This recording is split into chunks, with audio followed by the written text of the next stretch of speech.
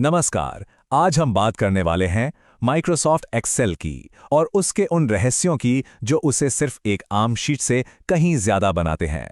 ये सिर्फ कुछ डब्बे और लाइनें नहीं हैं। नहीं, ये एक ऐसा जबरदस्त टूल है जो बिखरे हुए डेटा को बड़े-बड़े फैसलों में बदल सकता है। तो चलिए इस सफर पर निकलते हैं और देखते हैं कि यह सब होता कैसे है। अक्सर ऐसा होता है ना कि हम नंबरों और जानकारी के एक बड़े से जाल में फंस जाते हैं। हर तरफ बस आंकड़े ही आंकड़े, पर समझ नहीं आता कि आखिर इनका मतलब क्या है।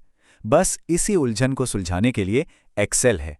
तो हाँ, एक्सेल सिर्फ एक स्प्रेडशीट से कहीं कहीं ज्यादा है। ये एक ऐसा टूल है जो हमें क्लैरिटी देता है, कंट्रोल देता है। ये एक कला है, बिखरी हुई चीजों को मतलब पूरी अव्यवस्था को एक व्यवस्था में लाने की। फिर चाहे वो काम हो, कोई बिजनेस हो या फिर हमारी अपनी पर्सनल लाइफ। तो आज का हमारा रोड मैप क्या है? हम शुरुआत करेंगे एक्सेल की दुनिया से, फिर अपना पहला कदम यानी बेसिक्स की तरफ बढ़ेंगे। उसके बाद हम देखेंगे फॉर्मूलों का जादू, फिर बड़े डेटा के टूल्स को समझेंगे और आखिर में बात करेंगे एक्सेल की इस पूरी यात्रा के बारे में। तो चलिए शुरू करते हैं पहले पड़ाव से, एक्सेल की दुनिया। सबसे पहले यह समझना जरूरी है कि आखिर ये टूल इतना खास, इतना जरूरी है ही क्यों? तो सवाल उठता है, एक्सेल आखिर करता क्या क्या है? देखिए, ये सिर्फ नंबरों की टेबल बनाना नहीं है।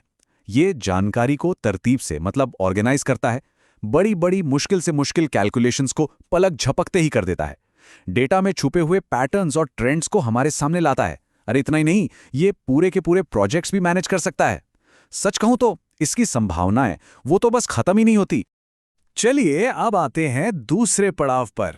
पहला कदम यानी कि बेसिक्स। किसी भी बड़ी चीज के लिए एक मजबूत नींव तो चाहिए ही, है ना? और एक बात तो तय है, दुनिया का हर एक्सपर्ट उसने भी शुरुआत यहीं से की थी। एक्सेल की दुनिया में सबसे पहली और सबसे जरूरी चीज है सेल। अब ये सेल क्या है? अरे कुछ नहीं, बस इसे एक छोटे से डिब्बे की तरह समझिए। एक ऐसा डिब्बा जिसमें हम कोई नंबर, कोई टेक्स्ट या फिर कोई फॉर्मूला रख सकते हैं। एक्सेल की पूरी कहानी बस इसी एक छोटे से डिब्बे से शुरू होती है। तो एक्सेल में पहला कदम कैसे बढ़ाएं? बहुत आसान है, सिर्फ 3 बातें हैं।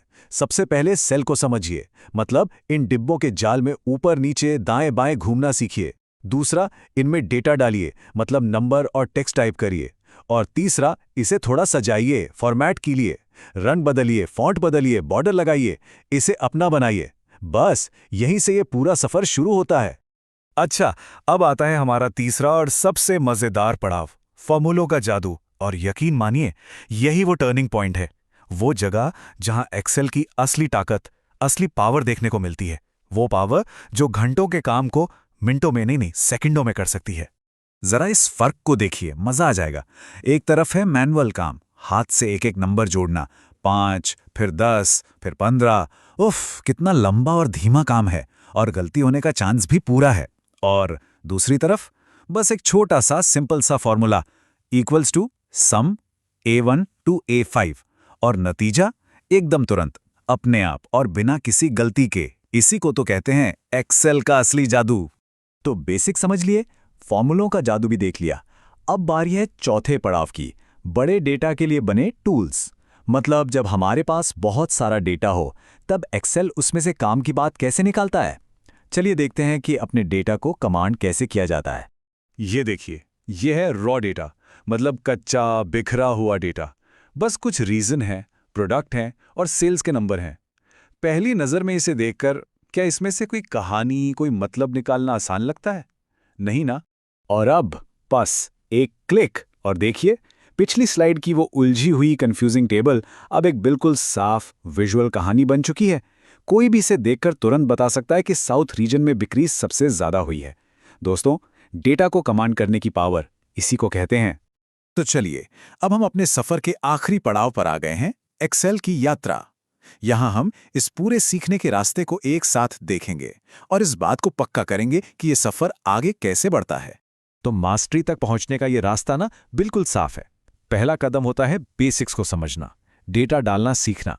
फिर आता है दूसरा कदम, जहां फॉर्मूलों की मदद से काम को ऑटोमेट किया जाता है। इसके बाद हम चार्ट्स और पिवट टेबल्स जैसे पावरफुल टूल्स का इस्तेमाल करते हैं। और आखिर में चौथा और अंतिम कदम है डेटा को एनालाइज करके उसके आधार पर बड़े और सही फैसले लेना। तो आखिर में एक बहुत जरूरी बात, असली मकसद सिर्फ एक्सेल सीखना नहीं है। नहीं, असली मकसद है डेटा की मदद से अपने सवालों के जवाब ढूंढना। एक्सेल तो बस एक टूल है, एक जरिया है, एक बहुत ही पावरफुल जरिया जो हमें उन जवाबों तक ले जाता है। तो अब सबसे बड़ा सवाल ये उठता है कि हम अपने डेटा से कौन से सवाल पूछेंगे।